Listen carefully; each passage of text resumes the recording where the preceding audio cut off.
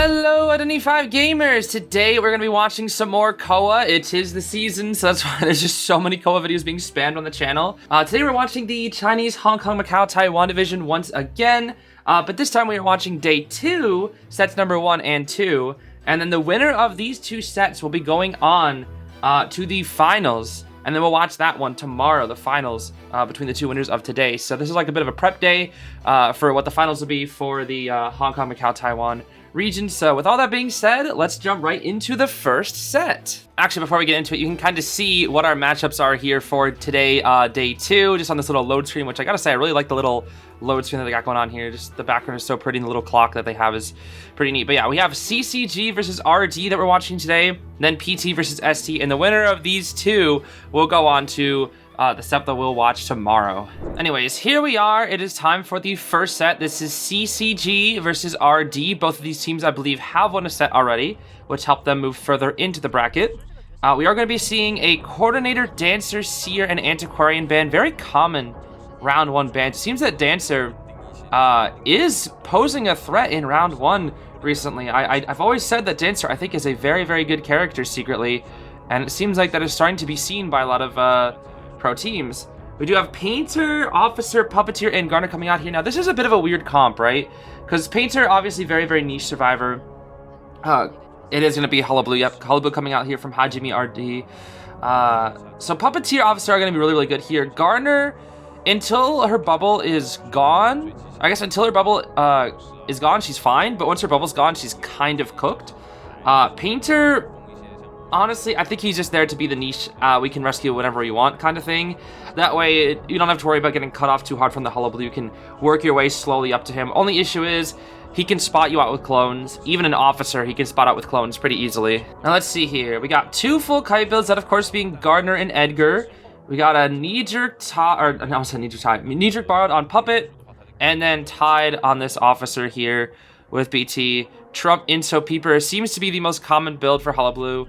So yeah, ideal first chase target for the survivors is Puppeteer. Puppeteer has the best chance of surviving against this Hullabaloo, even though he's still technically countered because if you get put red, you can't use Lewis. But of these 3 survivors that have to take kite, I would say that Puppeteer has the highest chance. We likely don't really see Hullabaloos chase Gardner first, and if they do, it's just for Prez farming, I'm guessing. And then Painter is just, again, niche rescue whenever I feel like it kind of guy. So let's see, who's going to be the chase target here? He's looking at Cyphers. Looks like he's trying to head to the Gardner first. He might actually go for the Officer to force out a watch and then switch targets here. Let's see. Yep, there's the watch, and he's going to switch targets here immediately. Yep, exactly. Force out the watch, switch targets. That's what we saw a lot during Opera Singer, like, meta. Because Officer is just obviously such a good character, but he has to pop his watch for him to actually be a useful character. And surprisingly, we're going to see the Hullabaloo continue to chase the Officer. He actually just stalled out his watch and is now chasing the Officer. This is actually not what I was expecting. We're going to see a Peeper dropped here in Shack, making Shack a lot more difficult of a kiting area because this poor Officer is going to be slow as beans, Akechi. Going to be tough for him. Now, let's see. He does actually use the watch here. Gets out of the range of the clone, I should say. Now, here's the biggest thing. We're looking at this match, a minute has passed, and this Hullabaloo hasn't got a single hit yet. But he's about to, and once this Officer loses, yeah, there's the first hit, and he has no illusion, so he's kind of just cooked here. He's absolutely cooked. Because he has no more watch. What a strange jump, even though he could have just used rotate. I'm not sure why the Hullabaloo didn't just use his rotation ability, but he has to risk this. He's going to get TS, and yeah, I mean, you kind of have to risk that. That was like the only way you're going to be able to kite longer. So Panda is going to go down here. That was a pretty solid kite. Only issue is who rescues? Who's going to rescue? Because you have this person hiding right here feeding to Nice. Hajime drops a Peeper and might find out the Puppeteer. It looks like he didn't see the Puppeteer. He didn't see him. Okay. So Puppet actually gets that backdoor rescue for free. That's actually really, really good. What's crazy is he could have just easily used a clone to find out the Puppeteer, but he didn't. Now, of course, don't get me wrong, Officer has absolutely 0 rebound kite potential. He's going to just wait right here on this Cypher, so for about 10 seconds, he's invincible. So this is the Hullabaloo cheese. This right here is the Hullabaloo cheese. But again, he just waits for his cooldown. And the second his cooldown's up, he dies. And there it is. Yep, there it is. It's that simple, dude. It's because he had just wasted his clone. So if he had his clone there, that strategy wouldn't have worked. Typically, we see at least 1 or 2 cases where it's like he either has rotation or clone. But that was like one of the rare cases where he didn't have either. So that strategy does work for about 10 seconds. However, it only buys 10 seconds and then you die. Now let's see here. Painter can't even use the painting. Can't even use the painting. Can't even use the painting. And he's going to get stuffed. No flywheel either. He desperately wanted that painting when he probably should have just pushed for the rescue. And now the Gardener is forced to come in here. And he's not going to hit the bubble. He's going to wait and make her risk a TS. Okay. And now he can just spam. Ooh, okay. Hit one. Another. And Officer's dead here. Rotate. Death. And he can share Painter first since he's probably about to self-heal. And then you can go for the Officer. Chair him, he's dead on Chair. So this is going to force the Puppeteer in.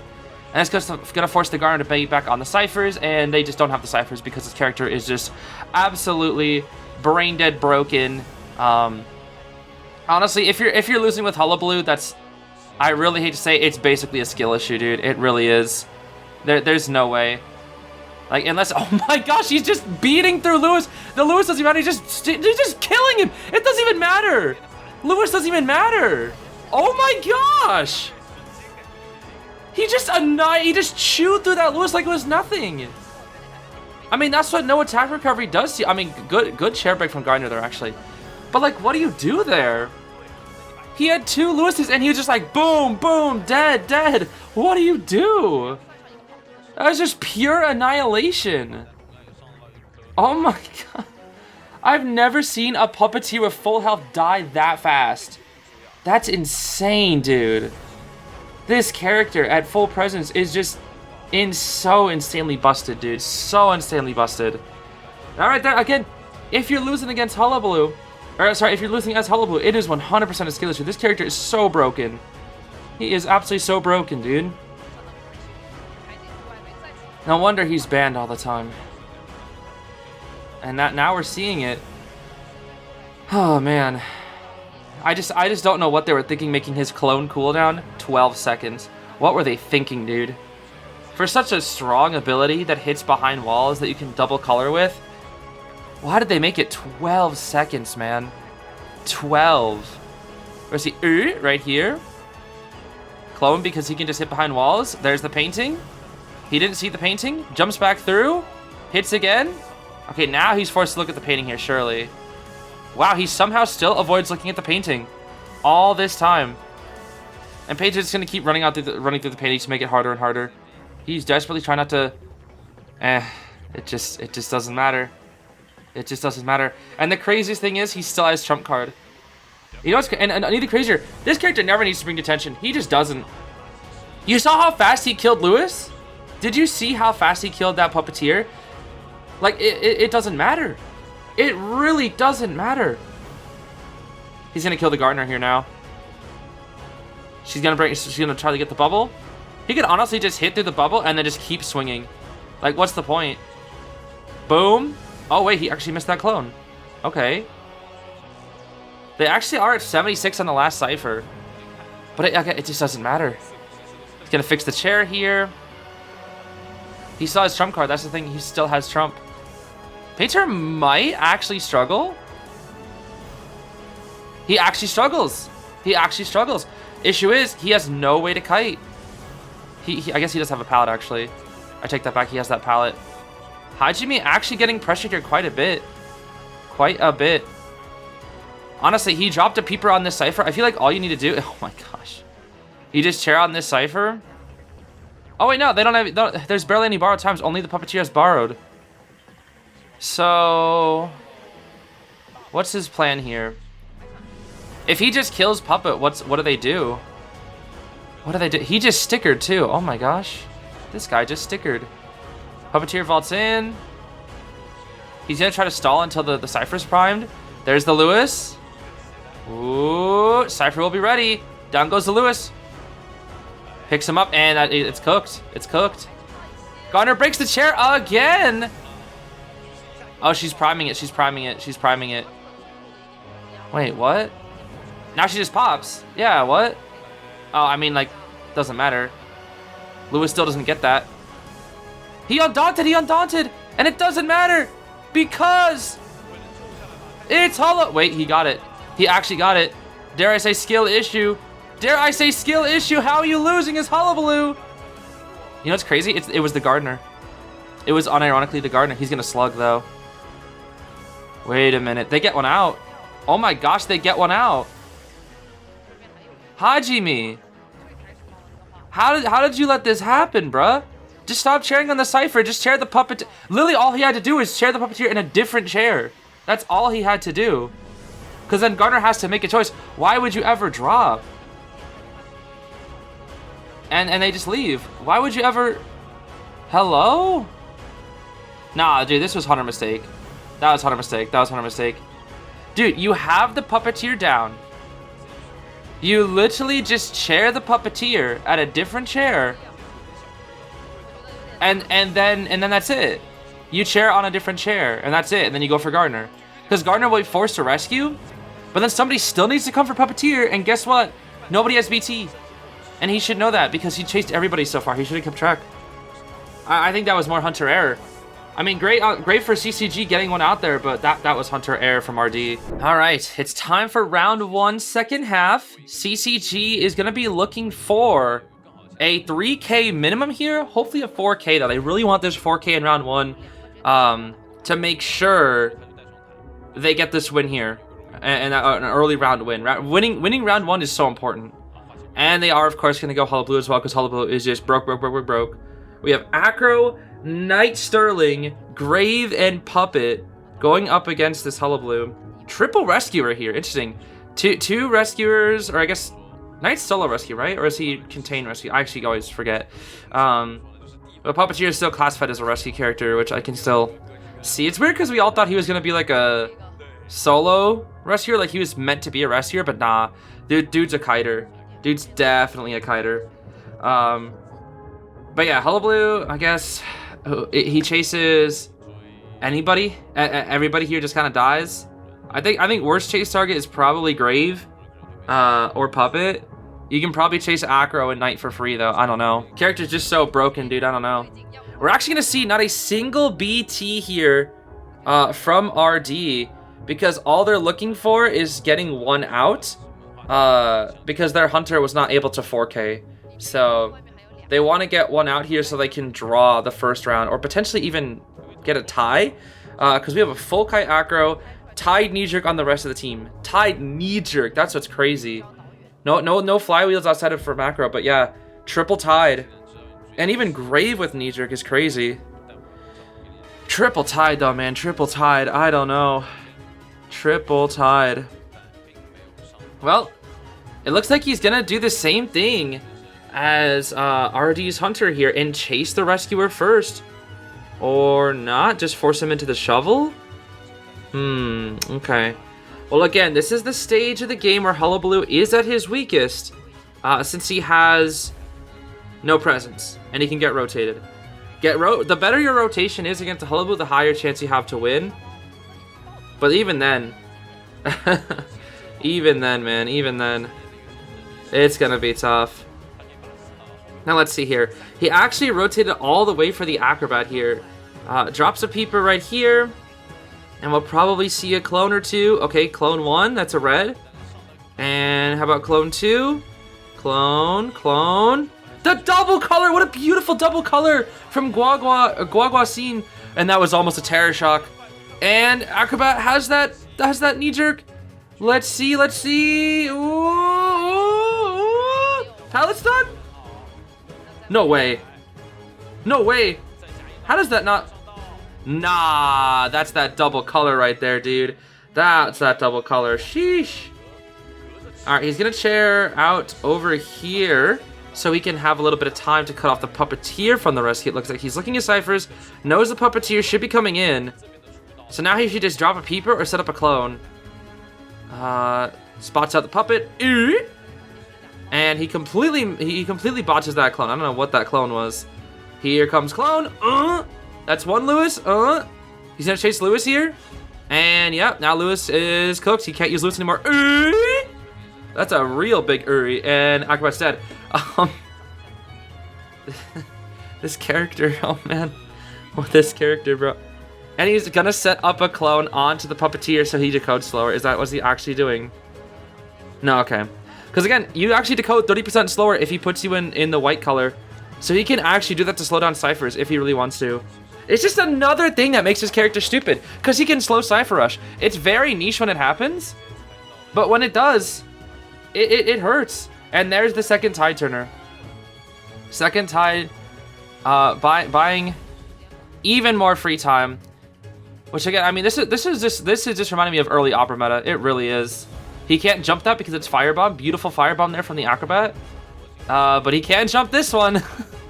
He can indeed jump this one.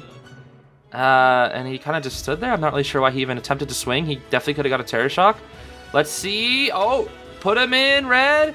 And then you're, yeah, okay. Put him in red so he can't do anything. And then white, and then you die. All right. So Grave is right here, but Acrobat's dead on chair. So he can actually chase the Grave here if he really wants to. Ciphers are actually looking half decent, but a lot of that was just straight tide turner. That was actually probably just 50 to 55 seconds, maybe even upwards of a minute being bought just from that tide turner there. He's going to drop a peeper right here, set up a clone Lucky to find the puppeteer, or just use his game sense.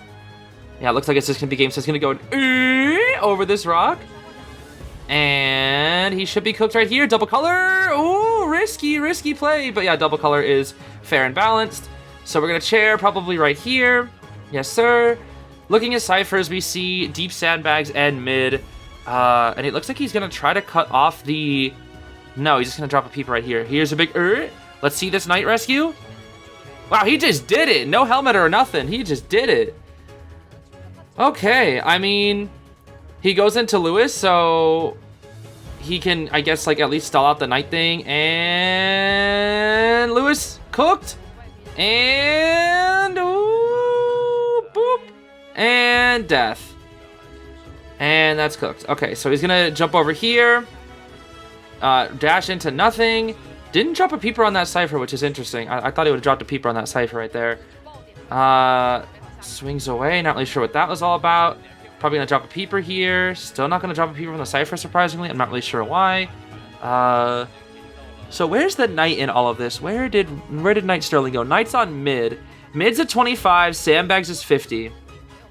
The issue is nobody has BT. So what happens here? He's gonna drop a peeper on Knight Cipher, which is gonna let the Grave get a free rescue. He tries to stop him from dropping a peeper. No way. He didn't stop him, though. He didn't get him in time, but he actually tried that. That's kind of crazy. All right. Good explosion. Good explosion from the Grave. Oh. Oh. Oh. Oh. Red. And white. And you're dead. 2 down, and then he can just straight go for Knight. He can leave them on the ground. Make sure Knight can't decode. Might drop a peeper or 2 here. Knight has 1 more helmet. Helmet. He's gonna break the pallet. Wow. He's just gonna wait. Because why bother playing Knight's little minigame when you can just wait 8 seconds? And even in the... This character's so broken, dude. This character's so broken. Oh my gosh. This character, dude. Full presence is like basically a double hit guaranteed, I swear. All it takes is double color, and you die. That's it. It's just 2 double colors and you explode. Jeez, dude, this Hullabaloo, man. What were they thinking? What were they actually thinking? He's gonna leave Grave here, drop a peeper on Grave, and he might just start using clones to try to find out the puppet. Clone points him in the direction. He didn't think that the clone is clearly pointing to him, but he didn't check. Which is interesting. I guess he's more scared of the Grave self-healing. He doesn't want the Grave to self-heal. And then get the rescue. So he's going to drag Grave over here. Let Grave struggle. And then reset it so he can't go rescue the Knight. I think that was the biggest concern.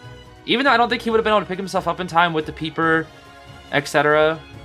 Wow, okay, sure. Death. And now what? He's just gonna keep looking for Puppeteer around here. Oh. Oh, he found the puppet. Puppet gets back up, drops a peeper on the grave. I really think he could have just chaired the grave there. I mean, like, it's Grave's first chair. Is it really necessary to do all this, bruh? Yeah, they just surrender. They know. Well, now that the round 1 of Gods is over, we are finally out of the Hullabaloo and Goatman meta, which means Opera and Ivy have returned for round 2. I've said it multiple times before, but round 1 is COA 8, and then round 2 is just IJL and IVL, Summer and Autumn. Because that was the Opera Ivy meta. Once you hit round 2, it's Opera Ivy again. That's all it is. But what's really good about this new Hunter global ban system is that we do actually get quite a bit of Hunter variety. Not just for round 3, but sometimes we see surprise picks in round 1 and round 2. That way they can maybe have an Opera or an Ivy for round 3 to spice things up a little bit. And also a lot of the good characters from the survivors will also be gone. But yeah, it's Officer I literally just looked at Corner and said knee jerk. That's crazy. It's Officer, Cordy, Psych, and Embalmer here. So, I mean, she just chases the Psychologist. That's going to be a 3-cipher kite. She might get supported from the Coordinator Go Hotel. This looks like a solid draw comp for Opera, honestly. It looks like a very solid draw comp. But it is Opera on Chinatown. She's pretty solid on Chinatown. Very Hunter-sided map. Probably the second most Hunter-sided map, only behind Moonlit River Park. So, we'll see what Guaguasin can pull out of their magical hat here.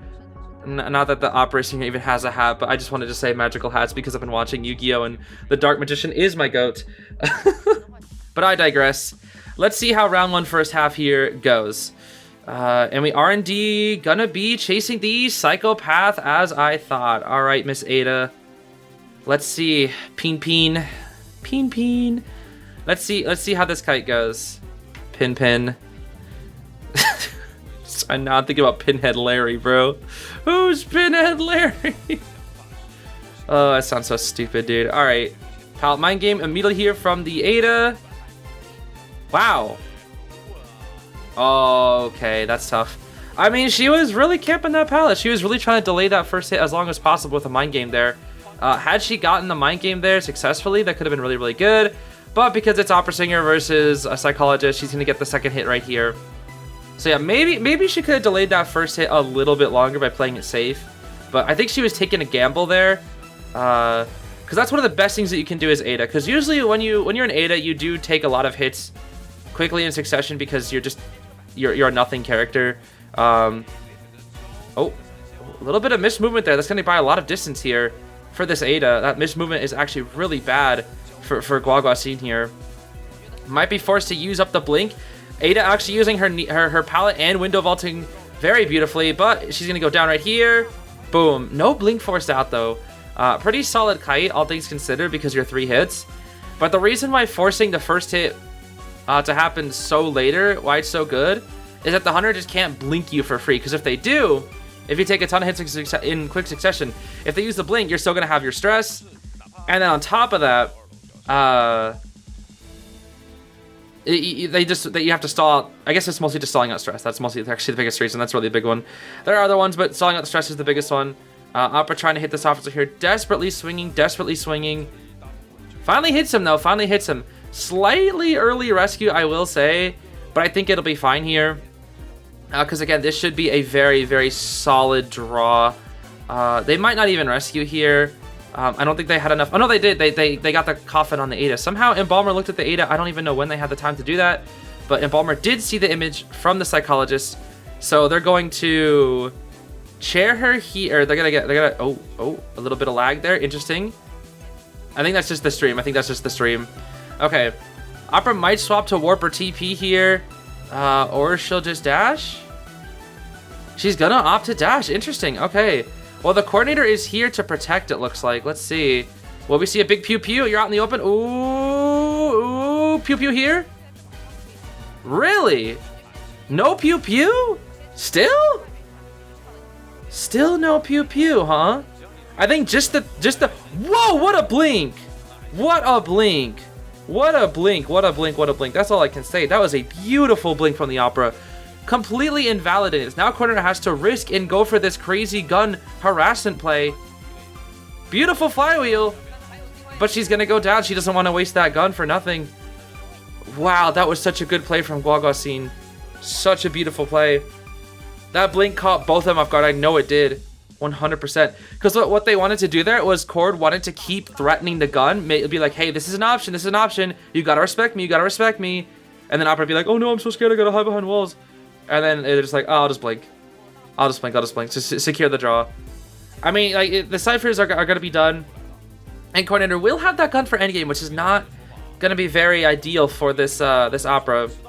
But I mean, yeah, what else are you supposed to do? What else? You get blinked. Not much you can do. So Embalmer coming in for rescue, which is interesting because he has no BT, but it should be fine. He's actually doing pretty good getting this rescue here. Let's see. Let's see. No TS, and they can pop. There's a pew pew pop. There's the pop. Beautiful. All right, should be a solid draw here depending on how the endgame chase goes. It looks like she's gonna try to go for Embalmer here first. Realizes he's probably the easiest chase target, even though the Coordinator is the one who's already been... Oh! And that's going to be a hit. Wow. Yeah, even though the Coordinator has already seen the chair, Guaguasin opting for the Embalmer. And they got scared. You saw Officer stop decoding the gate there for a second because he got scared. He got petrified, dare I say. Now let's see here.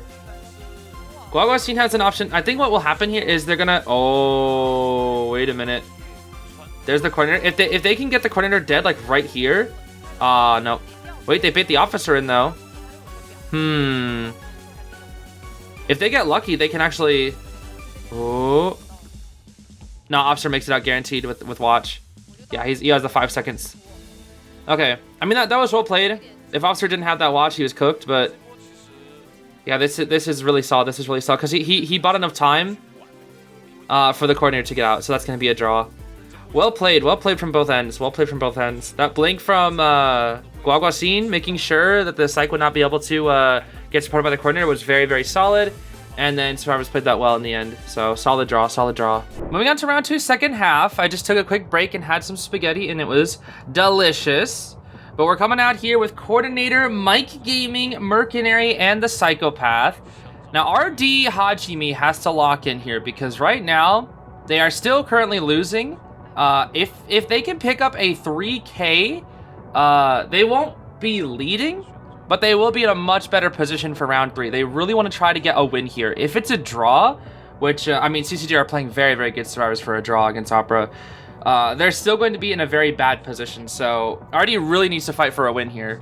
They're keeping spawns pretty simple too, it looks like. We got Merc mid, Acro at restaurant, Cordy and 2-story, and then Psych at hotel. So Opera has to choose between Coordinator or Acrobat. There's a chance she might have Excitement. I don't think she will, but there is a chance if she chases that Cordy. But I also feel like she could chase Acrobat because, I mean, both Coordinator and Acrobat are really, really good. Now look at this, look at this. Wow. Tied on the Mercenary BT and then everybody else with full kite build. This is a super, super draw build. Survivors really just play like this only because once they know the results of the first round, they can kind of counter adapt with their builds here. So we're gonna see Trump Detention and Blink here coming out from Opera. It's gonna take a lot of strength for her to get this 3K against a comp like this, but we will see how it goes. One thing that I also need to mention, Dream is no longer on RD it seems like, that crazy Madhouse from last year, but RD was the team that qualified last year, so that is something that they're probably going to be trying to fight for here once again, because they were the team that qualified last year. So they really want to try to keep that momentum going, you know. We're going to be chasing the Amazonite Coordinator here. Very cool skin, I must say. Will we see a gun here anytime soon? No, we will not. I'm honestly surprised we didn't see a gun there. I don't know if the gun would go over the table, but she wants to shoot that gun soon because there's a chance of Excitement, right? Wow, look at that. From upstairs to downstairs, shooting that gun. All right. And that means the shadows disappear as well. So Coordinator can kind of just walk all the way over here to the other side. Blink is still not ready, but jeez, that gun happened, and it looks like she won't make it to the pallet with the flywheel though. What? Can I see that again? Oh my gosh, I've never seen Opera's hitbox be that good before. No way. The flywheel? Oh, I think it's because she moved right. If she moved further back instead of to the right, she maybe would have been fine there. Oh man, and that didn't even get the... That's tough. I think it actually would have been better for her to drop down. And wait, see that that just wasn't a good spot for the gun, honestly. That just wasn't a good gun. It would have been better to use gun before the first hit and then transition up there. Take your first hit there and then transition out of this area. Because again, this two-story area, it's good versus sub hunters, but it's really bad versus others. I would say Opera, stuff like Lizard, Percy, Hermit, Geisha. They just have so many ways of dealing with that two-story area. You know who it's pretty bad against, or I know who's pretty bad up there. I watch. Coordinator's gonna, ooh. Nah, she's dead. She's just going to it in corner. She's already accepted the fact that she can't kite this out. That's tough. So into the corner we go. What? Why are you kiting? Oh, she's trying not to get full presence. I see. Okay, I mean that's something. That's something. You give up a little bit of chair time to prevent full presence. I don't think it's really important that you prevent full presence though. I mean, I guess it can help because that way the shadows don't last as long. So she can't proxy camp as hard, but I mean, it looks like Hajime doesn't even care here. So yeah, look at how aggressive Hajime is getting here. Because Hajime wants that win. Ooh, messed up dash though. Not great. Mercenary's gonna be able to get to that chair without too much trouble. He might want a pad here. No, he doesn't. Okay, he wants to stall for more time. He wants to stall for as much time as possible here, because again, they are only looking for a draw. All right, Coordinator's job is to force Blink out. If she can force Blink out, she's in a good situation. With this, she might be able to with Coordinator's vaulting. Nope. Dang, Opera is still just too fast, dude. And she unfortunately was not able to force out that Blink, which means Opera has a trait to use right here, right now. And she's gonna chair right over at this chair here near the basement. Acrobat is forced off of his Cypher as well. So 81%, 48%. They are actually ahead on Cyphers here. The only issue being the lack of BT. The lack of BT might actually be a really big problem here for these survivors, and Hajime might be able to take advantage of that. We'll have to see. Acrobat with a beautiful bomb right there by so much distance, and Opera is in hot pursuit. Oh, is that a blink? Oh my gosh, that could have been a blink TS right there with that slow vault. That actually generally could have been a blink TS. I just don't think Hajime was paying that much attention. I mean, even reacting to something like that would be crazy. That's not a trade? How is that not a trade? Oh my gosh. There's no universe that's not a trade. Sheesh. Okay. Well, now it looks like he's going to be cutting back here where the Coordinator was. Acrobat's very, very good in this area. And she actually calls correctly out. She sees that they're going to try to come to the mid-cypher. Mid-cypher is not really the cypher that you want to be last, honestly. Everything's on cooldown here for this Opera Singer. And wow, that was on reaction. That was on reaction, man. That was good. Very clean, very clean. But I think Merc is dead here. Let's see. Ooh, I think he was dead though. I don't think you needed to go for that that charge attack there. All right, now we have to play like a little ring around the rosy here with these two pallets. What? Oh, what? Huh? How does okay, sure. How did either of those make sense? She's gonna TP, she's gonna slug the mercenary out? Are you serious? No way. I mean, I know Hajime needs a win, but I feel like this is a little risky. You're gonna chase the Acrobat. Again, these two characters have full kite. It's gonna be way too hard. There's the Ada. The Ada is gonna be your ticket to this win, honestly. She has no more stress. She'll die very fast. And Akko's gonna take some time to go heal up the mercenary, because they don't want to waste up his self-heal here. Because if he uses up his self-heal, Opera will take advantage of that for endgame, and that'll be really, really bad. Ada goes down, though. And I think she can chair Ada on top of the Cypher, so they're gonna have to start up a new Cypher here. Hajime playing risky, but playing well. Playing very, very risky here. Once that down was on that Mercenary, there's a chance. And now you know where they're coming from. You know that the Acrobat has to be in this area. Gonna look around for him here. Do we spot him out? We do spot him out. And there's the hit. Wait a minute. This might actually be a 4K. Because she can TP back. And Acrobat, I'm pretty sure, can't make that, even with his bomb. Acrobat may be broken. He has to go this way. But the slow bomb does nothing. The flywheel. Oh, dude, it doesn't matter. Wait, but Mercenary's going in. He's going in for the back door. And now that he can focus on cutting and not rushing at the same time. And a super slow vault? Okay, I don't know what that was all about, honestly. I really don't know what that was all about. Hajime played this well, though. Hajime playing this very, very well. Ada silent vaults. Oh, I think she saw the Ada. Yep, she saw Psychologist. Mercenary can wrap back around to go heal the Acrobat. Ada needs to kite away from the Cyphers, though. She needs to cut away from the Cyphers. That's why she's all the way back here. But she TP's back. Because now she's baiting the Ada, and that's a Mercenary. Why would you do that? Oh, boy. And now Acro used up himself. And they're going to chair the Mercenary right here. No. They're going to chair him mid. Completely dead mid. Mid needed to get done, dude. Mid is a debt that you have to pay back. It's such a dangerous Cypher. It's what happens in a lot of Hunter games, but mid is... If you have a choice, by the way, guys. If you have a choice between finishing mid Cypher or starting a new one, sometimes it's better to finish mid, just so that you're out dealing with this. Because why mid is such a dangerous Cypher? One, mid Cyphers in a lot of maps are usually one of the weakest Cyphers. And two, the Hunter can approach it easily from anywhere on the map. Because it's in the middle, you only have to move one tile as opposed to potentially across the map. Like, let's say the Cypher was in a hotel here, Opera would be in a pretty bad position, but since it's in mid, she can go pressure it. And it looks like they somehow did find an opening here, but it doesn't matter because she's going to hit the Acrobat, and the Acrobat doesn't have borrowed time. And she's going to hit the Mercenary here too. And she got a detention hit, and that's it. There's no self-heal. That's a 4K. That is a huge comeback here for RD. A huge comeback.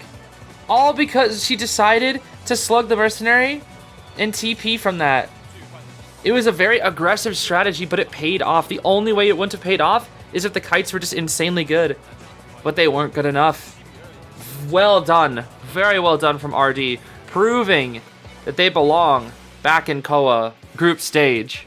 It's round 3 time, and in a crazy twist of fate, we now have RD in the lead. They're gonna ban out Goatman, Ivy, Opera, and Hullabaloo, the best 3, and yep, number 5 is coming out here. It seems like Dream Witch is the 5th best Hunter, no longer Ann, because people haven't been practicing against Witch, so she's risen back into the meta, and everybody's been practicing against Ann in all of IJL and IVL, so it had nothing to do with Ann nerfs, because she didn't get nerfed at all. It's just the fact that people have been practicing against this Ann. And even though she probably still is an objectively better Hunter, a lot of the time it's just the time investment. And that's why we're seeing Witch come out here. Postman also, very interesting because he's actually been on the rise quite a bit. He's actually considered an A-tier survivor right now. Potentially even, probably not low S, but he is an A-tier survivor right now. Really crazy to think about that he's A-tier. Just because of how much support and utility that he can give on anybody on the map. And it's mostly just because of that buff that he got. That Wick Dog. That Wick Dog buff actually helped him so much. It's still very hard to hit. But that dog, unironically, helped him out so much. Now, look at this Dream Witch build. I'm really happy that we're seeing this. Because this is the Detention Insolence Blink build that we've seen MRC XC absolutely dominate with. So it seems like there are only 2 viable Witch builds. The first one is, of course, Detention Trump Patroller, which is the most common one. And then this Detention Insolence Blink one, which we see XC kind of sweep through with here. As for the survivors, though, for some reason, Knight will just never carry Tide. It seems like he's always... I mean, in this case, he's secondary rescuer, but they love just playing Kite Knight. And then we have 2 backup kiters. Not backup, just 2 full kiters, I should say, with Postman and Seer. Which is interesting to think about, again. Because these two characters have global support. No matter where you are on the map, Postman can support you. Now, he tosses letter instantly. I'm curious, will it be a decoding letter? It's a running letter to the knight. Interesting. I'm not entirely sure why. Oh, that's going to be a very early hit. No, but the running letter plus the knee jerk saves him. Okay. Wow, just barely, just barely. Let's see this leech position here. He tries to juke. But there's a leech already set up. Huh. I think they like double juked each other. That was weird. I think it's because they realized that if Postman goes mid, he kites on ciphers. So did she call that bluff? I'm not really sure what happened there. That was interesting. The pincering is happening right here. Let's see. Seer Owl first. Okay, Seer Owl to get into a better position to escape this pincer. And yeah, there we go. Now he's escaped this pincer situation and can now dog. Wick! Did nothing. Okay, but now it's 16 seconds until it's dog again. Blink for first hit. Wow, blink for first. I'm sure Postman was not expecting that at all. He's probably like, what? Blink for first. And now, because of insolence, we can leech onto this mercenary here, Mr. Springhands. While the Postman is still desperately kiting for his life, dog is available, blinks with main body here, just to get a little bit of distance. But ciphers are looking pretty good here. It would have been much, much better. Yo, move. Yo, move. Would have been much, much better if they were able to get a blink down. Oh, there's the dog. To get a blink down as opposed to a blink for first hit here. We should have blink with the Postman's leech ready, though. We're just kind of having mercenary pressured off right here. Pallet's done with the leech. Unfortunate. Was thinking about blinking, but Postman's already in a really good position because now he knows that blink is a thing and he's trying to prevent or delay, dare I say, the blink from his leech. And now he's pincered here. He's going to try to force the leech hit. She blinks. So blink used up with the leech. And the leech hit was used up as well. So this is not looking too good here from Guaguacin because Mercenary was able to de-leech. And then now we just leech back onto the Postman. So we're actually in a pretty tricky spot here. We're actually in a very tricky spot. You have to go all the way around. Will he struggle? No way, right? I'm sure he was rather close. There's no way he wasn't. There's no way he wasn't at least slightly close. We're going to have this follower here posted up. We're going to break this God pallet. Are we not going to break the God pallet? Break the God pallet. Hello? Yeah, break the God pallet. That's a very, very good pallet. We do have a leech ready in about 10 seconds, but it won't be enough. That's a TS on the Mercenary. Wait, that's game-changing. That's game-changing. Because now he can't go into code, and he's going to get leeched. Wait, that's completely game-changing. Oh, no. RD. RD. Oh, RD. They're gonna... If Guaguacin can play this properly, they can share the Mercenary while still continuing after the Postman. I mean, don't get me wrong, they are still Cypher rushing. They're not going to share the Mercenary? Interesting. They're going to leave the Mercenary on their ground, huh? Okay. 2 leeches on the field. At some point soon, okay, there we go. Now we're cheering. Now we're cheering. It looks like she just wanted better positioning here first.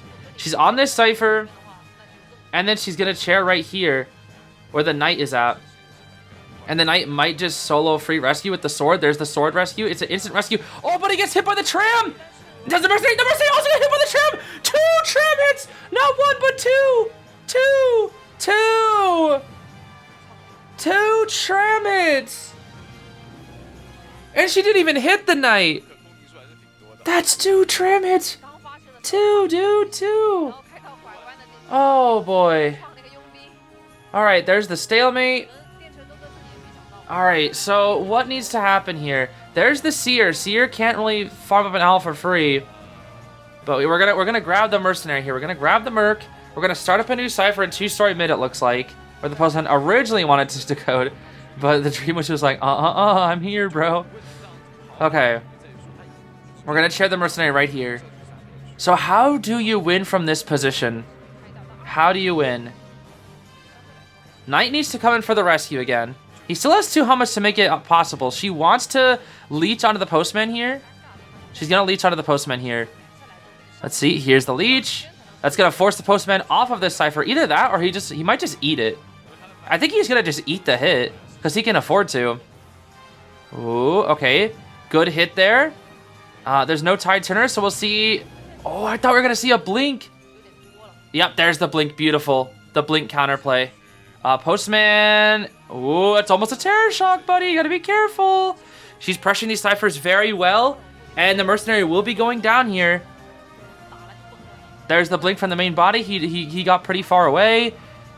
Is she going to be forced to leech? She is going to be forced to leech the mercenary, though. That's actually not so great, because now everybody else is de-leeched, and the second she shares this mercenary, she will no longer have this leech. So all she's going to have is this main follower. This is actually where the survivors have a chance, because Dream Witch has no leech, and she can't pressure any of the ciphers. She can't.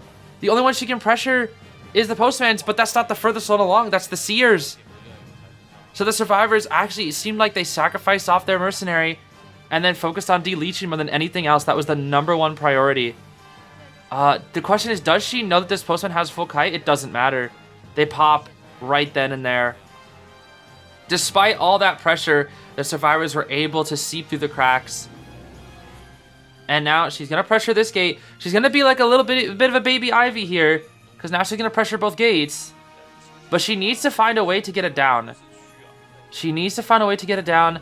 Survivors, I don't really know what they do here. They have to play it safe, though. They got to be very, very careful. Because if they give this Dream Witch a chance, she'll make an ultimate comeback. They can't give her a down. They cannot give her a down. And if they do give her a down, it has to be with a leech hit. So Knight, I mean, he is leech, but like, there actually is a chance at a 3 escape here. If Knight can take one more loop. Oh, but the tram hit! Oh, the tram! The tram, dude, the tram. The 3rd time in this single game. Not even in this set, but the game. I mean, not that they could, because it's still round 3 first half, and it's a whoa. What happened? Huh? What happened? She, like, looked like she was about to blink, and then she switched things? Okay, this is actually looking kind of bad for the Witch, because Seer can get dungeon here. There's the leech. Okay, it's going to force him back over here. How close is he to an owl? If he gets an owl, it's guaranteed. The blink, he flywells. Oh, he's not even close. Boom. Okay, it's a draw. It's only a draw, though. That's only a draw. You know what that means. RD is in a very good position here. CCG is going to have to go for something crazy if they want to win. It's time for round 3, second half. CCG is going to need a 3 escape to draw up the set and force a round 4, or get a 4 escape and win. RD wins with a simple draw, though. All they need is a draw. And then they're going to be going Acro, Norton, Murrow, and Melly. Interesting. We have 3 M's out here. Mike, Murrow, and Melly, and then Norton, who's just 1 letter off from M, who wants to be different for some reason. This guy, Norton.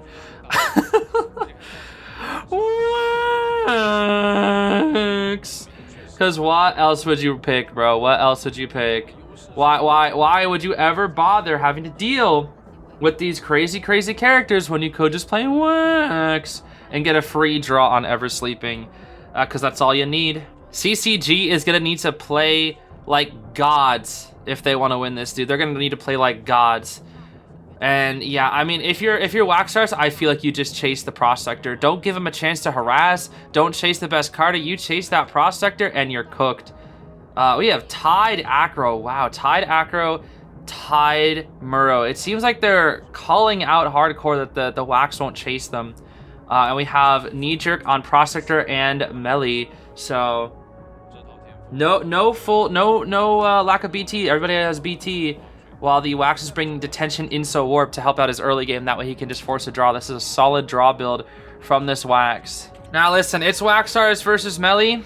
But I do want to see if RD can do this. But I just don't know, bro.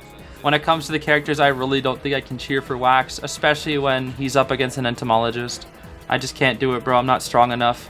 Even though I love Team RD, I just don't think I can do it, bro. I gotta be cheering this for the survivors on this one. And he actually makes that window. That is quite a surprise. I'm actually quite surprised that he makes that window. Now let's see the Prospector's route, because Graveyard actually is the best place to kite Wax. Oh, why are you going back there? That's a terrible spot to kite Wax. What are you doing? No, no, no, that's terrible. What why would you do that? You have 72 Wax now. Dude, that's such a bad area to kite Wax. Oh my gosh. That's such a bad area. I mean, he does get this magnet too. He needs to go to this back wall over here. This is much better versus Wax. Much, much better. He drops a pallet here pretty early. Okay. He's gonna warp? What the? Okay, now he goes to this back wall over here. He's gonna take his first hit right here. This is a very good wall versus Wax, but it's guaranteed to take his first hit here. Let's see. Oh. Okay, not great. There's the insolence. So now he has to loop between these pallets here. He doesn't want to drop these pallets. He wants to loop. He's actually dead here. Because he dropped that pallet, he should be dead here. But the Melly Bees are here to support. But he should still be dead here. Unless Melly Bees. Nope. Yeah, like I said, he's dead. He's dead, he's dead, he's dead. Not much you can do in that situation because he dropped the pallet. That could have been a bit of a better kite versus Wax, honestly. Especially when it's Graveyard. Graveyard versus Wax should be 3 ciphers. But ciphers are honestly still pretty slow. And that's a lot of it is because the Entomol just spent so much time getting her bees over here, which I really can't wait for those melee buffs. Maybe the bees will be able to move faster. The backdoor rescue from the Acrobat. But they're sacrificing the ciphers. And the Wax drops a sticker. Leave it to Wax, bro. Leave it to Wax to drop a sticker. Okay. Well, Prospector tossed a rando magnet out here. Picks it up. Going back behind this wall. This wall is so good for Wax, right? It's so good. He pushes for distance. Now, I'm wondering if we're going to see the Wildling harass here. Prospector should be cooked right here. Wildling's on his boar. He's on his way. Pumbaa. Pumbaa. Pumbaa. Pumbaa. Pumbaa. Pumbaa. Wait a minute. He has hot Wax. He has hot Wax. Wax. Wax. And I Wax bomb the cipher because it doesn't take skill. It doesn't take brain. It just takes Wax. This is why I can never be an official commentator, bro. Because my beef for Wax. Melly, no, it's one Smelly. No, get away from her. Let her go. Kill him, Melly. Sting him with 1,000 bees. Oh, she actually tried. She did the crouch cancel tech too. Oh my gosh. Yeah, give Melly the points. Crouch cancel into the tram. Crouch cancel. Yes, yes, yes, yes. No. No. She almost crouch cancel teched and pushed him into the tram. It would have been so goated. It would have been so. Stop kiting back there. It's so bad versus Wax. It's so bad. Stop looping these pallets. Stop going back there. It's not good. Oh. Oh, Wax. Wow, Pumbaa, do something, Pumbaa. Do something, bro. Do something. Oh my gosh, dude. Wax was perfect against this comp. It was. Hey, guess what? Wax. No, Melly, get away. Get away. Why has he not run out of Wax? He used so much. Kill him, Melly. Kill him. Please. The bees. Dude, this Melly is so crazy. Oh. She was so crazy. And she counters with a sticker, as you should. Look at that. See, she has drip with her stickers. Wax only has default sticker. Oh my gosh, dude. Wax. And they all used up their self-heals. They're so desperate just for anything. He gets on his gosh darn Pumbaa. And then what? Then what, bro? Oh, then what? Oh, what is that? Santee's Pumbaa, bro? Look at him. That's definitely Santee's Pumbaa. Oh, CCG. No, bro. He won't even look. He won't even look him in the eyes as he kills him. That is a wax artist main right there, bro. He won't even look at the person he's killing in the eyes. RD wins again. They're going on to the finals of Hong Kong, Macau, Taiwan. Wow. That's not how I wanted the set to end. I had to watch a Melly get killed by a wax. And she could have got the crunch cancel ticket to the jam, man. She would have been so cool. How sad. How sad. I mean, Wax was the perfect comp into that. Or the perfect cutter into that comp. He was. He just destroys that comp. Gosh darn Wax, bro. This guy Wax. I hate this guy. Anyways, let's move on to the next set. Okay, we're starting things fresh with a new set of teams, ST and PT. Round 1 first half. Let's see how it goes. Painter, Mercenary, Acro, and Cordy is going to be the round 1 comp here. Mercenary is a little dangerous for round 1, I cannot lie. Merc's very good round 2, but a little dangerous in round 1, I cannot lie. We also have that Painter coming out here, very niche pick. While we have Acro and Cordy, which are just 2 of the best kiter / all-rounder characters. And it's Goatman from Yoin here. Goatman is coming out once again. No Hullabaloo, it's the Goat. Now, it seems like these are becoming the more popular spawns for Chinatown, as opposed to the middle vertical line, somebody spawning at tunnel. It usually just seems to be these little isolation spawns coming out here. We are going to see full kite build on Painter and Cordy. Flywheel borrowed on the Mike Gaming, and then Tide borrowed on the Mercenary. While this Goatman is rocking Detention, Trump, and Excitement, so he's definitely going to be chasing that Cordy first. That or the Painter, but most likely the Cordy. Even though he has 8,000 different ways of dealing with Coordinator, the Excitement just kind of makes things a lot easier. Now, let's see here. 15-meter cage from the start. Is he going to try to call out somebody immediately? There's no way he chases Mercenary first, right? I think he is. He's actually going to chase the... No, he's going to chase the Mercenary into the Coordinator and then switch to the Coordinator, I think. Nope, he's going to actually chase the Mercenary. Okay, and you know what's funny? He can't use Apple Pass. They're just useless. They're just useless. And there's the pad. And guess what? He can just 15-meter cage and then you die. And this is why Mercenary is no longer round 1 viable, because he sucks versus Goatman. He's free. Elbow pads literally do nothing. Oh boy. Have you ever seen a Mercenary die faster? A Mercenary. Remember when this guy used to be unchaseable? People used to consider him to be unchaseable. And now look at him. See you later, Mr. Inference, I guess. It's an honor, Mr. Inference. All right, who's up next here? Who's up next? Who's next up on the Goatman feast? Goatman's dinner has arrived, and Edgar is on the menu. Oh, Rompo, though! Big brain Rompo. Beautiful flywheel. And now who comes to the rescue? The Acrobat? The Acrobat's coming. All right, Mr. Tea Party. Let's see it. Okay, he hits the Acrobat. Okay. I guess he just wants to make sure that there's an injury on the board. That way he can continue chasing the Mercenary here. And he just pads. Like that.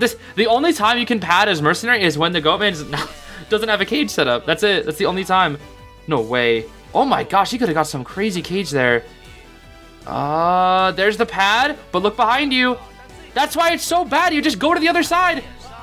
And the pad did not... Wait, no, the pad actually cut it out the cage. Wait a minute. He cut it out the cage. That's huge. That's actually huge. And guess what? Oh, a little preemptive there, Mr. Goat. That's a drop down hit. Look out! Oh, wow. It isn't. Oh! Oh! And there he goes. Okay. Well. So now with that kite, that made that maybe balance things out to be an actual average kite in this game. They actually did heal the Acrobat as well. So they finished mid-cypher, which is very good. Painter has a painting ready, and they still have no idea what his trait is. Oh my gosh, he called him out! He called out this Acrobat so hard. He wastes a bomb, and there's the Rompo. All right, let's see. Goatman. Goatman OP, Goatman OP, Goatman OP. Look away from the painting. And then we use cage and backdash right here. Or double cage? What the? What? Okay, it looks like he tried to look back at that painting to cancel the attack recovery there maybe, but Merc's just gonna go dive in the corner. Excitement is still available for this Goatman. He might actually swap the TP. But yeah, they are dying at 370%. Looks like it's gonna end up being 370% on these ciphers here. Wow, that cancels the chair animation putting down? I actually didn't know that. Okay. Let's see. He has that excitement. I think he still wants to hold on to that excitement for the coordinator. I really think he does. He's going to try to cross over in. Let's see. He's looking at ciphers. He has plenty of energy right now. Plenty of energy. And now his energy is capped out. Might go for a quick double cage here. Or cage just for distance. Spots out the Cordy. All right, let's see. Will she use the excitement here? Or will she use the gun here for excitement? Ooh. Tries to charge activate a file, but she can't react. Interesting, interesting. And we see 15-meter cage here. Cooked. Oh. Oh. Blocked off. Yup. You have nothing. You have no other option but to shoot gun. Pew pew, excitement dead. Go. Wait. Ooh, the cage ran out. The cage ran out. The cage ran out, but here comes backdash. Oh, or death. Bonk. Wait, but they got that cipher, though. They got that cipher ready. It's going to be a draw. Oh, but it's basement. Oh, it's basement Goatman. They have to pop. They actually have to pop. No, they have to pop. They unironically. They either have to pop or send in the acrobat. I think they're just going to pop. The goal is to get one out. You just pop here 100% of the time. Yeah, you just pop. If the goal is to get one out, that's all you got to do. And Painter's on that gate, so he's gonna have to get aggressive here. He drops the painting. He makes it. He actually does make it, but Acro makes it to the mercenary too. He sees the acrobat, but he has to go for the painter because he. Oh! Wasted cage. But he. Okay. He's not going to chair here. He's going to chair at mid. What? He's chairing? He really thinks he can get both of them down? The triple cage! The triple! But if Acrobat goes back... No, he's going to keep coordinator. He sees coordinator. He's going to leave for Acrobat. He sees Acrobat. Wait a minute. Goatman's too broken, bro. He's too broke. Oh. Acrobat's got it. Oh, he's got a good spot, though. He's got a good spot. Break the... You have to break the... Okay, you unironically have to break the... Break it. He swapped to Blink? What are you doing? Yo, PTOing. What is going on? You swapped to Blink for that and you didn't even cage? Cordy gets out. Why did you not just break the pallet? If you break the pallet, he has nothing he can do except for red bomb you. That's it. I don't know what happened there. Something's up. Too many failed cages. Too many failed hits. I don't know. Something happened there. Goatman should not have got one out there. They should not have got one out there with Goatman. I just don't see it. They played well, but not well enough, if you ask me. I don't know. I feel like a lot of that was more Hunter mistake than survivors playing, out of their minds. Regardless, so that's a beautiful start for Team ST, getting a single person out. And now they're gonna have to get at least one person out here for PT as well. Seer, Mercenary again, even though we just saw what happened to Mercenary. Knight and then Painter. Painter again. Wow, Hong Kong Macau Taiwan really loves their Painter picks, huh? Has Painter been round one every time? He has. He actually has. They really like that niche, I guess, huh? But this time you're up against Hullabaloo, debated to be even better than Goatman, so we'll see what they can cook up here, I guess. All right, so if the goal is to get one out here, these builds do make sense. We're gonna see another kiting Knight here. We just don't see Tide Knight ever, but again, I guess Mercenary's there, so it's fine. And then full kite on Seer and Painter, and then standard Hullabaloo build as well. Okay, Well, who are we gonna chase first, Mr. Mike Gaming? Who is it gonna be? We got Exhibitionist, Berserker. Why does he have Berserker? Why does the Hullabaloo have Berserker? He doesn't have attack recovery to begin with. Am I stupid? Why does he have Berserker? That's like a useless trait on Hullabaloo. Why bother bringing... Why bother bringing that on Hullabaloo who doesn't have attack recovery in the first place? I don't understand. Okay. Whoa! Hello! Yeah, see, what? That's your attack recovery. Berserker doesn't... Is that like a force of habit thing? Maybe that's a habit thing. I don't know. Is Painter dead? No way he's dead. No way. Okay, well... Hullabaloo's broke. What can I say? What can I say, bro? These ciphers are looking awful, but it's Hullabaloo. We're kind of used to this. Here comes the mercenary who has wanted order. Oh, wow. Look at that. That is actually so unlucky for these survivors, man. So incredibly unlucky. Now, they can pick and choose when they want to rescue Painter without having to worry about a before or after half. But the question is, can mercenary even get there? Good elbow pad. Took him a lot just to even use that elbow pad. It looks like he's going to go for a double down here. He uses Seer Owl on the mercenary to prevent the double down. No freaking way, dude. To prevent a double down on the mercenary, they actually use the owl. They use up their resource. And they're not going to give it to the Painter, who now has 2 colors. I mean, he does have a painting, so he maybe we'll see something be used here. Oh. Is that the Port Mafia? Is that Chuya Nakahara? Alright. Well, now he's cooked, right? Now he should be cooked. Oh no, he flywheeled past it. There's a difference between flywheeling the colors versus flywheeling past it. It's much better to actually flywheel the colors themselves. That way they reset, as opposed to flywheeling past it, where that doesn't really do anything. So, yeah, I mean, the flywheel is just so hit or miss versus Hullabaloo. It's so hard to tell. The clone mixing so jank, and sometimes you don't even know if they're going to position the clone correctly. Does put a P right there. He does spot out the Seer. And he's going to pressure the Seer here. Nope, he's scared of a backdoor rescue from the mercenary. What are we doing? What are we doing? What are we doing? I guess he's letting both of them come in? I mean, he has wanted on the Knight. He knows Knight's not coming. And Seer's going to break the peeper, so Mercenary's here for the rescue. Wow, beautiful pad, actually. I must say, that's a beautiful pad. But this time, Mercenary cannot defend himself because there is no owl. And Painter, let's see that painting, buddy. Your last resort, Rappo. Wait, but he's in. He's in.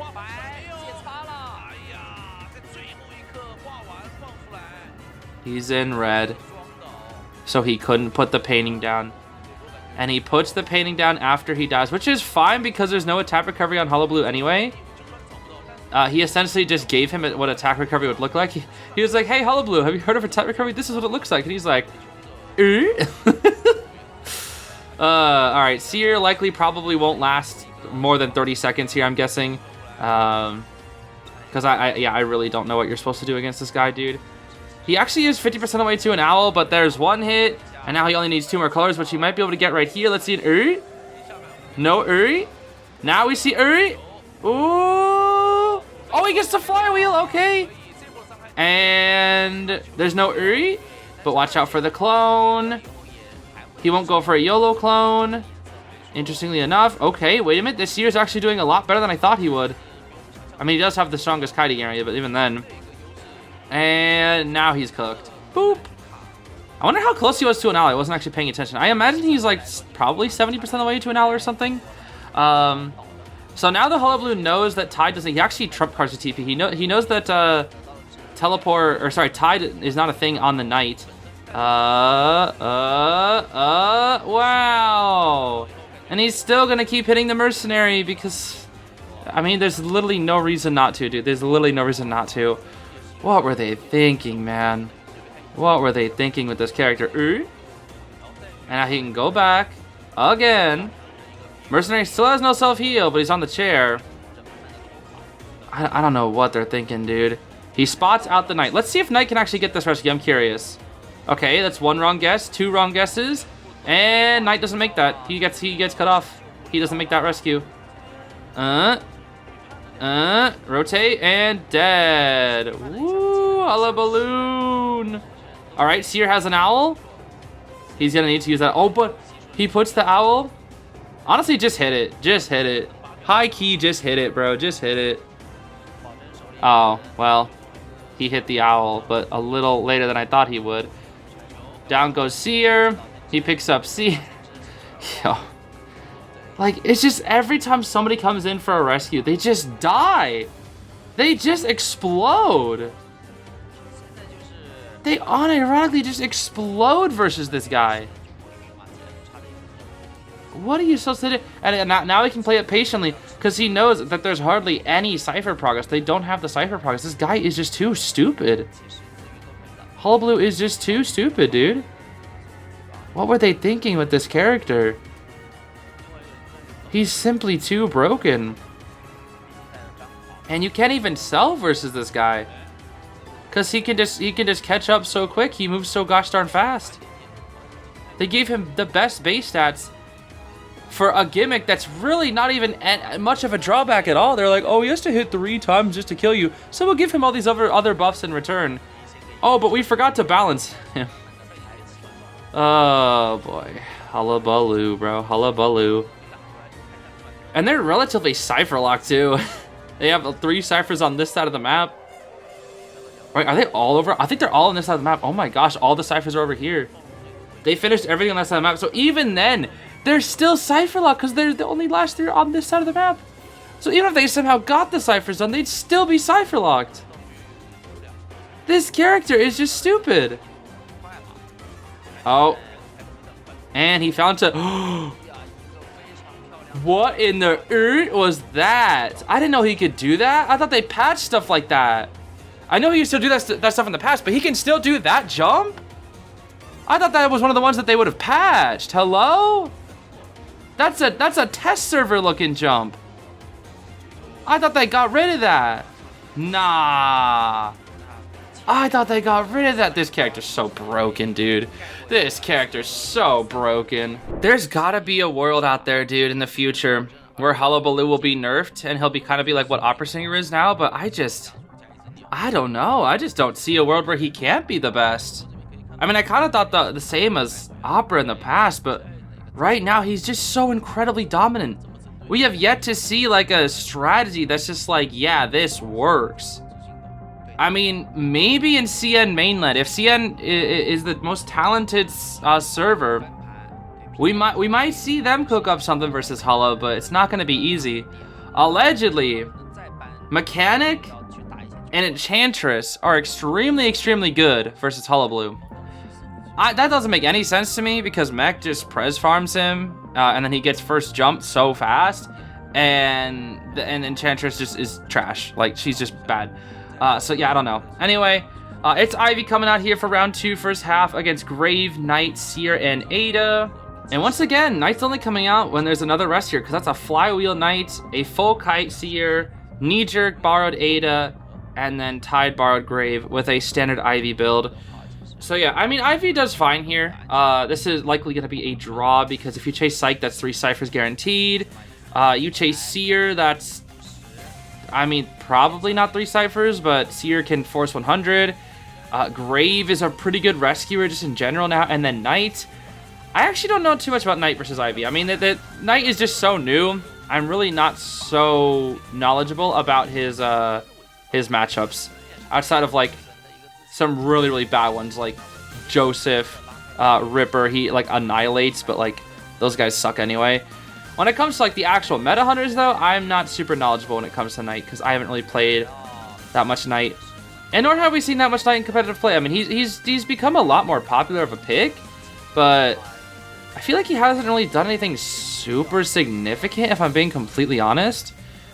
We do see a double pallet drop here from the Seer. He is going to get spooked. Actually, unironically, he probably could have spooked him into the tram and then potentially gotten a double hit off that tram, but it was probably a little too tricky to position perfectly. But, you know, I think it would have been funny if that were to happen.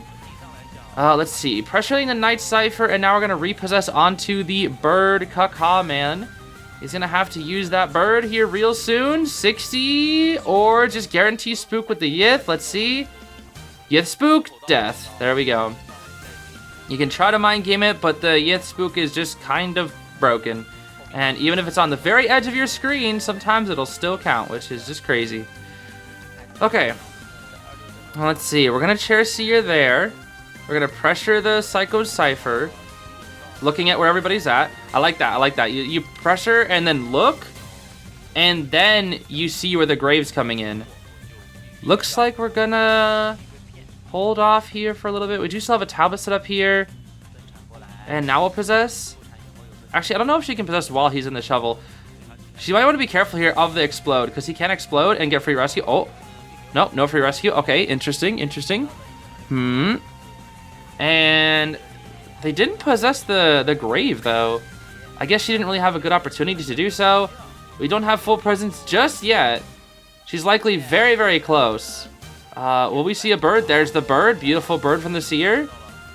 And she might take some time to break this pallet here. Yeah, break that pallet. And then Blink will likely kill the Ivy here. I'm surprised she didn't do any red light trick at all.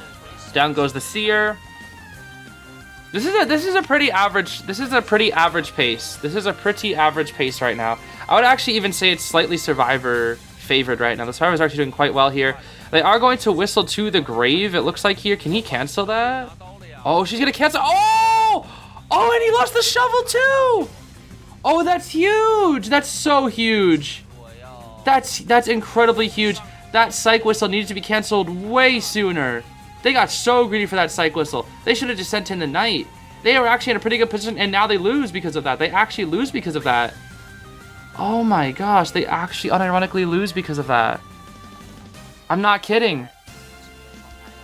They could have had the ciphers, but now they don't. And Seer's dead. Wait. Oh, full presence wasn't charged. Never mind. Okay, well, he's still dead to blink here. Oh! He predicts the blink. Well, he still dies, though. I mean, honestly, if you're about to die, you might as well. You might as well. She didn't use blink. You might as well just use it there. Good blink predict from the seer. However, not really any follow-up there. They do finally get the psychologist whistle off. And now they are slightly behind on ciphers, all because of that Gravekeeper rescue. And Ada loses her stress. Grave barely has a shovel to work with anymore. And is he cooked? Oh, he's so cooked. He is so cooked. 91. Once Spook is ready, he's cooked. He he can get inside shovel and then maybe force 100, but I think it forces him out of the shovel when he gets 100, right?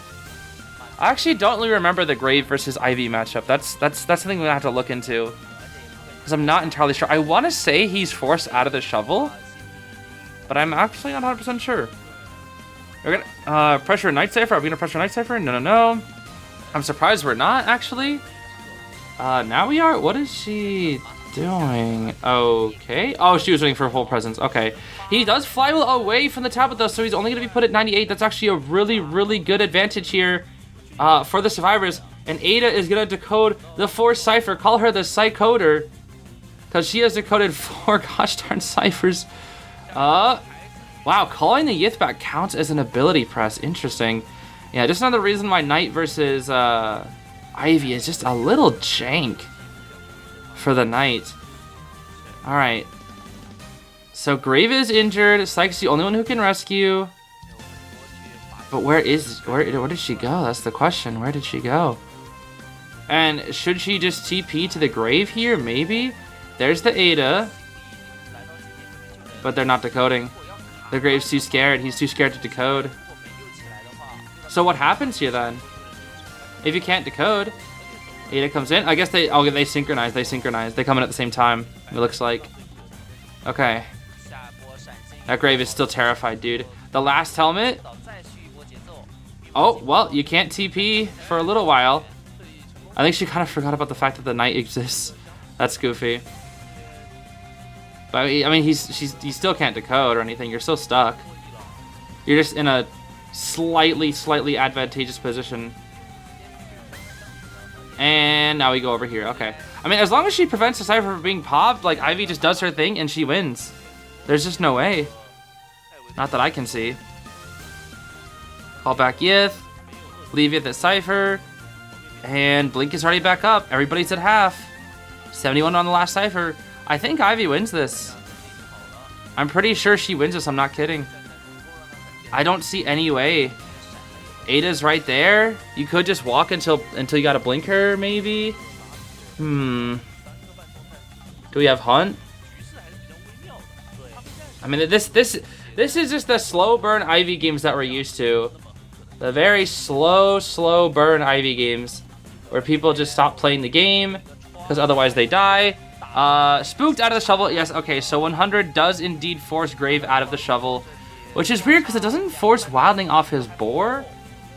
I don't know why they programmed some things to like get hurt and then some things to not.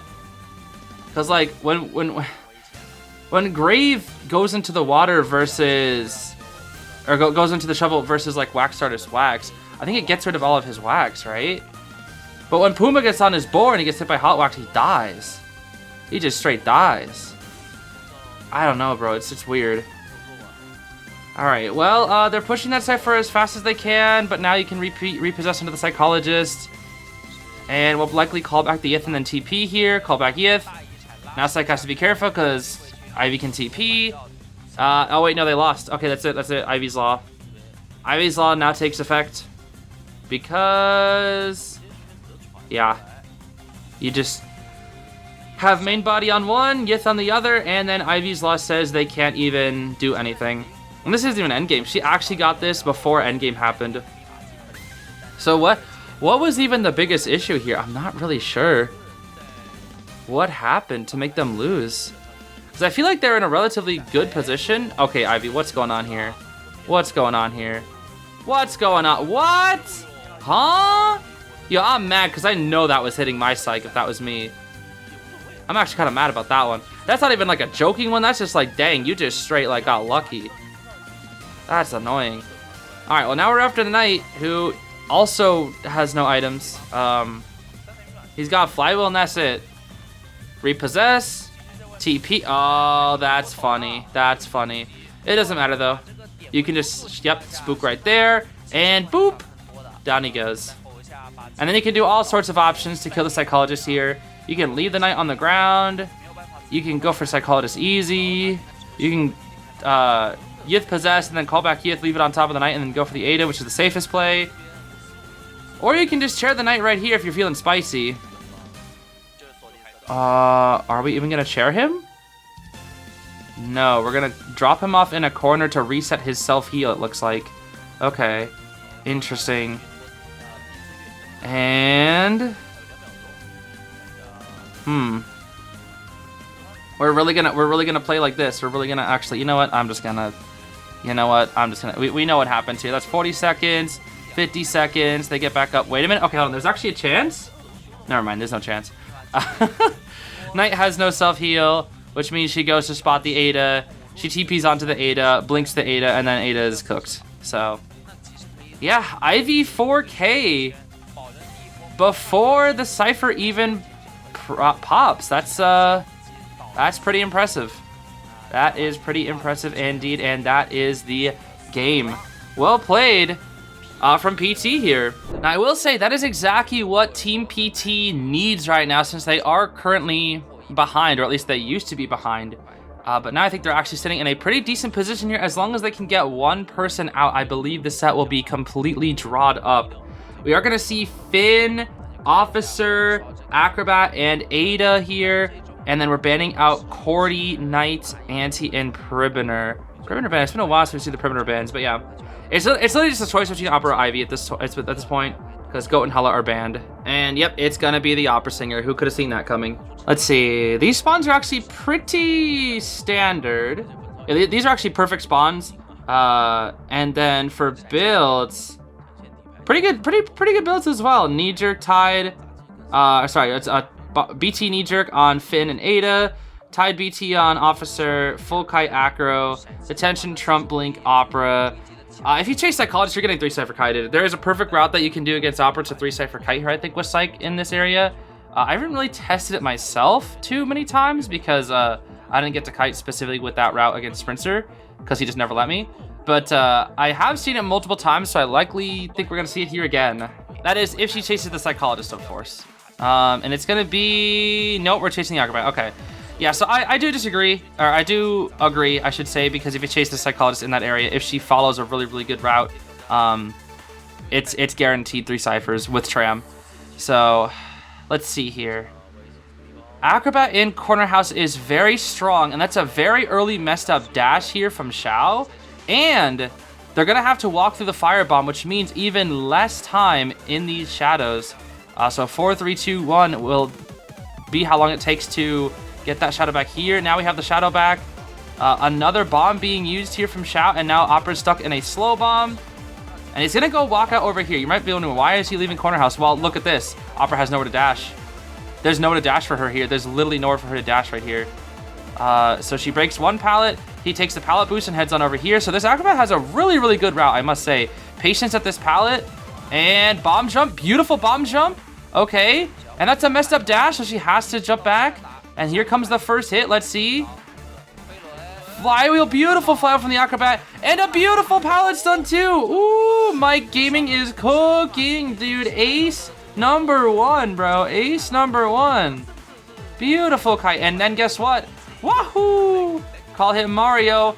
Firebomb again. And you know exactly where he's going. He's going to those upper pallets right over here, because guess what? Opera can't dash. Okay, well, she can, but she messes up her dash for that. So now she has to slowly walk up again. She got so greedy for that first hit, which is going to give him the chance to easily get away from basement. And Finn can block her off, and she's going to be forced to use her blink here. But guess what? I'm pretty sure he makes that vault. I knew he did. Xiao is getting cooked. PT has all but won it at this point, dude. Oh my gosh, they're looking so incredibly good. This acrobat kite is amazing. Finally goes down. That is 3 Cypher kite and then some, because they just started a Cypher, and that is just so incredibly good. Lots of pallets used up, but that's okay. That does not matter in the slightest, because now he's dying in Graveyard, which he can kite here in Graveyard, far away from the Cyphers. Officer can come on in here for this guaranteed rescue. As long as Officer doesn't get stuffed, this is draw minimum. There's just no way. It has win potential too. That was such a beautiful kite from the acrobat, dude. It did require a couple mind games being won, but still, that was just absolutely beautiful. Xiao might actually have to go for a Terror Shock here. But that's a damageless rescue from the Officer. Oh, that's gonna hurt so hard, because now he can go for a second rescue, meaning the 2 characters that are currently on Cyphers don't have to pull off, and a pallet stun too, preventing the Opera from getting any more presence here. And a messed up dash from Xiao. Oh, I can't imagine how Xiao feels right now. I would be so frustrated right now. I would be so incredibly frustrated right now, man.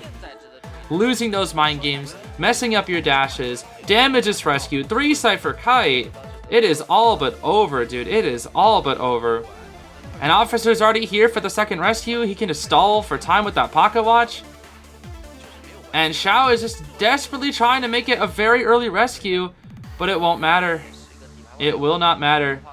Actually, wait a minute. No, the Cypher will be primed. It won't matter. It definitely won't matter. You can go back for it.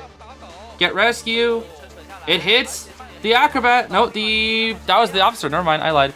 And YC Ping Fan picks up the decoy that they got from earlier, and they didn't dash for that. Interesting. Okay, I don't know why Xiao didn't dash for that.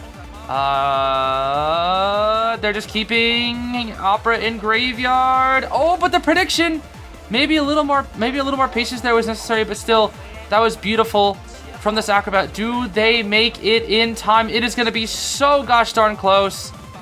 The gate will be opening now. She's going to TP. It's not going to be enough because of the fin ball for the extra bit of safety. Officer gets out the dungeon. That is a 3 escape for Team PT. And that's a beautiful, beautiful game. PT is now in the lead. These comebacks are happening today, everybody. They are happening. It's time for round 3. First half. Hachi is going Spider on Arms Factory. Okay, it's been a minute since we've seen a Spider. But now PT is in the lead. PT is in this lead. If they keep a draw with this Spider, they'll be good. All they have to do is just like, hey, let's just play it for a draw and we win. That's all they gotta do. They're gonna play it safe. So ST actually has to try to cook here. They got Norton, Puppet, Wildling, and Postman. They actually have a decent chance of winning this here, because they got a tank, a harasser and rescue with Wildling, and then a global support with Postman. I won't lie, the survivors actually have a decent chance here, but they gotta make sure their kites are good against this Violetta. They have to win several mind games. It is gonna be a knee-jerk Puppet, full kite Postman, flywheel Norton, and then a Tide on this Pumbaa here. Okay, it's up to the Chuya now. I won't lie, everybody. Every time I see a Prospector take kite, here in locker against like almost any hunter. He always cooks. I don't know what it is. I swear Prospector in that area is just absolutely broken.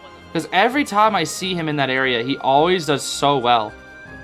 We are going to see Hachi pressure the Wildling here first, interestingly enough. I can only assume it's so that...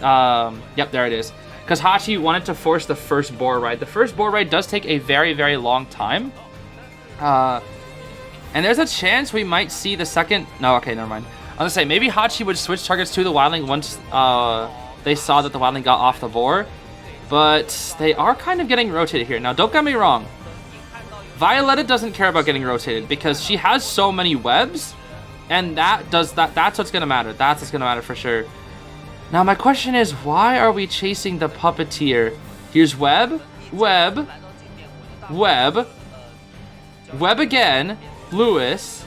She just hits the Lewis, which is interesting. Will she blink here? Will she blink for a second hit to force no more Lewis? I wonder. Yeah, I don't know if I agree with chasing this Lewis. Oh, they're gonna do the strat. Yeah, they're gonna do the strat. If you break that pallet, you can't break that pallet, because guess who? Wildling can just go re and push you so far. Ooh, and there he is. There's the blink. Beautiful blink. Beautiful blink to catch the puppet off guard. And you also have spit to kill now. You have spit. Ooh, red light, red light, red light, red light, red light. Red light, green light, 1, 2, 3. Oh boy. Kill. More presence. That's more presence. Bye, Wildling. Oh boy. I mean, this kite is lasting long. It's lasting long. Let's see this web shot. Good dodge from the puppet, but down he goes. Okay. Not the greatest down for the Violetta. Not the greatest down. Is Basin here? Basin is not here, unfortunately. And that is definitely not the greatest down. But the Wildling has been on 2 boars already, so now all of his boars will be 25 seconds from here on out. And I guess what does Violetta do? She has to stuff a rescue here. Because right now the ciphers are possibly gonna get done here. Wildling is broken. Can approach the chair for free. There's that web. Web shot. Web shot. Gonna hit the... You want to hit the puppet. You want to hit the puppet. Okay, that was a kind of awful body block. I cannot lie. She's probably gonna go for the Wildling here. Yeah, she's gonna go for the... Nah, she can't. I think she really wanted to try to go for that Wildling though. A double down was gonna be the best situation they could have got there. Puppet actually surprisingly is dying toward... Oh wait, no, that they finished that cipher, and Norton can harass. If he gets a harassment off, the Puppeteer can instantly use Lewis if he gets a body block. Oh, never mind. Good play from Weaver. Good play from Weaver. Very good play from the Weaver. Let's see. Against the tree, she drops. All right, and now the Pumbaa's back. Pumbaa, Pumbaa, Violetta can't do anything. She's gonna have to use her cocoon. Cause yeah, I mean you get harassed that much. That's what you do. Use the cocoon. Use that cocoon. You, of course, do die faster in the cocoon as well, so the pressure is on for these serves. They're going to have to keep this puppet alive if they want to make it easier for their hunter in the second half of round 3. Because Violetta only cares about getting a draw. Like, she only cares about this draw. Let's see. Oh my gosh, puppet's dying so fast, so fast, so fast, so fast, so fast, so fast, so fast. Web shot. Whoa, whoa, whoa, whoa. It hits the Norton. Okay. Down goes the Norton. All right, it's up to the Pumbaa to keep him alive. Can they make it a 4% endgame? The blink is back though, but he has one more Lewis. It's gonna be close. It's gonna be close. There's the blink, and there's the Lewis. Ooh, she made it through. She made it through. Web shot. She wants that web shot. I know she wants that web shot. No web shot. That cipher's almost ready, but the Norton's back. He's back. She's still zooming. She's still zooming. It's gonna be so close. Down he goes, but there's 2 harassers, and they can heal stall. Even if she web shots, I don't think it's gonna be enough. She hits one, and they pop. It's a 4-person. It's a 4, and then Norton won't leave her alone. Oh, the harassment. The harassment, dude, the harassment. She needs to get this Lewis down right here, right now. It needs to happen now. Otherwise, she's gonna... Oh, okay. Good, good. But does she have enough to pick up one more kill? I think she does. I think she does. There's all these pre-set up webs. She goes web, Web. Ooh, but the postman dog, look out! Quick! Oh, it's gonna be close. No, they make it. They make it. They make it. I think. Unless Web. Web. Web. No! They made it out. They made it out. Violetta couldn't get her draw. The harassment was too much, dude. Oh, it was just too much. Well played from the survivors, keeping that who was it again? The puppeteer, keeping that Matthias alive, that Lewis. And now for round 3, I actually don't know what happens here. All right, so the score is 12-10 in favor of PT. PT is still in a really, really good position here. They didn't ban Ivy for some reason. I don't know what they're thinking. They banned Ann instead of Ivy. I don't know what they're thinking. But ST needs a 3K to force round 4, and they need a 4K to win here outright. They just need to win with a 4K. PT only needs a draw. They only need to draw. They have the way to play very safe, which is why we have triple rescuer and then postman global support here. Aeroplanist, Wildling, Cordy, and that postman out here. So what do you play if you need a 4K? You play the Ivy. Of course you play the Ivy. It has the highest chance to win. I'm not surprised. I'm really not sure why they let Ivy go through into round 3. I think the Ann would have been much easier, because again, ST needs a 4K, and yet you ban Ann? Unless Wuye is like an insane Ann player, I don't see the vision, because Ivy has the highest win potential here. Much higher win potential than Ann, that's for sure. We're going to see Tide borrowed on Aeroplanist and Wildling, and then full kite on this Cordy and Postman. So yeah, they just need a draw. That's a very solid draw set of builds and comp. While this Ivy is bringing the standard stuff. She's got to make it a 4K if she wants to win. She's got to make it 3K minimum. Let's see how it goes. Let's see how the set will end up here with that weird little doll on her back. So ideal first chase target for Ivy is maybe the Cordy just to get rid of the gun. Otherwise, I would say the Postman, because you can get rid of his letter support and force him to use letters on himself, as opposed to, like, you know, decoding boost or, you know, speed boost for anybody else. We'll see. So chasing coordinator first seems to be the option. And there's the scare. Red light tricking a little bit. Ooh, wait a minute. Wait just a minute here. Chasing the Cordy. But right now, she's kind of trapped. Coordinator's looking at her. She tries her at main body scare, but she wasn't looking that much. We'll probably see a gun right here. There's the pew pew. And 100 is forced, but it shouldn't be enough. Yep, because gun stun is too long. Patience around that pallet. Ivy gets scared. And there's the drop. Okay, so Coordinator's not doing too bad of a kite here. That gun was extremely well utilized. Extremely well utilized gun.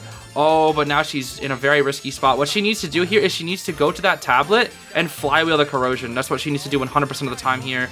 Let's see if she'll be able to do it. Repossession, no flywheel, you're cooked. You needed to flywheel. You needed to go into that corrosion and flywheel 100% of the time. That was the only way you were going to be able to kite that out, if you ask me, because you're at 92.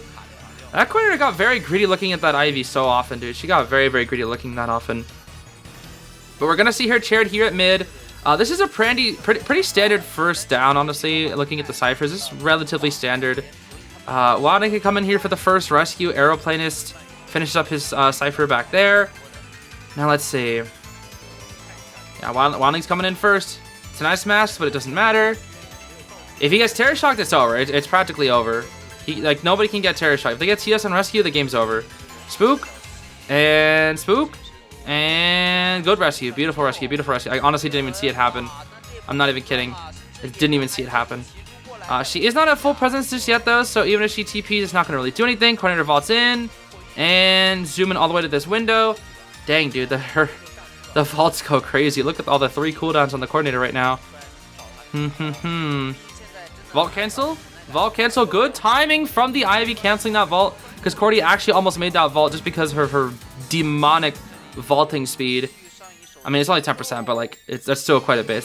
It's not batter forward with the 20 or rage mode 40%. I don't know why they gave batter 40% vaulting with rage. That's like actually one of the most ridiculous things I've ever seen. But it's no big deal. They got 3 ciphers done. One at 64. The survivors are actually in a pretty good position here, all things considered. Aeroplanes can come and get the rescue. Nobody's injured right now. Wilding's gonna re all the way to this Cypher here. They're actually doing this. PT's actually in a really, really good position here. That coordinator just had such a good kite, and it seems like their Cypher rush is outstanding. Not even like just fine, it's outstanding. And Aeroplanus gets a free rescue because he realized that the Iva was calling out her Yith, and a messed up TP that actually is gonna hurt her so hard because now she cannot farm the coordinator instantly, which is gonna give her a chance to kite this out. Ooh, that was close, that was close. Blink will be ready soon, but we do have Aeroplanus trying to body block for this coordinator. We'll see, it's gonna be close. They both can't be possessed. 99 on that Cypher. Wilding finishes his Cypher. The blink, the body block. Okay, that was actually kind of a terrible, terrible, terrible body block. No heal stall? Oh, no, she has no BT, right? Okay, I'm stupid. I thought we might have seen like a jetpack up, jetpack down, heal stall or something right there. I think a jetpack, heal stall would have been enough. Postman should just pop. There we go. I think he was trying to bait in the Yith first. He should be cooked right here. With the wick. Oh, I thought he threw out wick. Oh, he threw out a letter. Never mind. I thought he threw out wick preemptively, knowing that the Ivy would come in and then wick would come back and kill her. Wait a minute. Never mind. I think he could have made that. No, he couldn't. Because you might be saying, oh, use wick. He was at 98 though. The second he looks at her, he dies. He would have had to like YOLO wick and somehow not look at her while also putting the wick right at her. So yeah, I don't know how that would have happened. And in this situation, PT, wait, why is PT here? PT doesn't need anything but a... Wait, what? Why is PT only needs a draw? Huh? Am I stupid? Why is PT here? I think I'm missing something. Did I calculate the scores incorrectly? Wait, because round wins, duh! Oh my gosh, I'm stupid, round wins! Oh! They can't go for... Wait, no, yes they can. No, wait, they can't because the Weaver got 1! Oh my gosh, round wins, duh! I've been calculating this by points. They have to go for it. They won by rounds, not by points. Oh my gosh. They were actually... PT was in the lead by points, but because the Weaver only got a 1K, the Ivy only needed a draw. Duh. Oh my gosh, I completely forgot. I was so focused on the points that I completely forgot that a round win would just straight take it. So ST with the comeback. Okay, sure. I guess we'll be seeing RD and ST in the finals tomorrow. That is gonna make for a good set, that's for sure. All right, well, as you can see, maintenance is happening right now, so I am literally reconnect the knight, the headless knight, dude. Look at me, I'm just reconnect, reconnect Sterling. Anyway, thanks for watching. I'm gonna get the heck out of here. I hope you have a great rest of your day, everybody. I'll see y'all later. Bye bye.